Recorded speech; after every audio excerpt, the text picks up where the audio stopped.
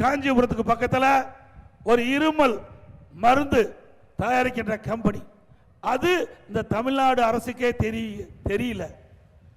இன்றைக்கு மத்திய பிரதேசத்தில் அந்த குழந்தைகள் 20 குழந்தைகள் அந்த இருமல் மருந்தை சாப்பிட்டு அருந்தி இறந்து விட்டது. ஆனால் தமிழ்நாட்டில் இருக்கின்ற இந்த அரசுக்கு, சுகாதாரத்துறைக்கு இப்படிப்பட்ட மருந்து தயாரிக்கின்ற கம்பெனியே தெரியல. அப்படின்னா எவ்வளவு இந்த அரசு மக்கள் மீது அக்கறை கொண்டிருக்கின்றது, இந்த நாட்டு மக்கள் மீது எப்படி அக்கறை கொண்டிருக்கின்றது, இந்த நாட்டை எப்படி காப்பாற்றிக் கொண்டிருக்கிறார் என்பதை நாம் எண்ணி பார்க்க வேண்டும். ஆக இன்றைக்கு மத்திய பிரதேச அமைச்சர் சொல்லுகின்றார், இன்றைக்கு நம்முடைய தமிழ்நாடு அரசு சுகாதாரத்துறை அலட்சியத்தால் ஏற்பட்ட கொடுமையான நிகழ்வு என்று குற்றம் சாட்டியிருக்கின்றார்.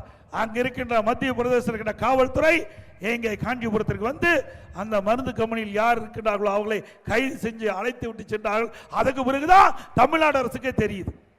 இப்படிப்பட்ட அவல ஆட்சி தொடர வேண்டுமா? தொடர வேண்டுங்களா?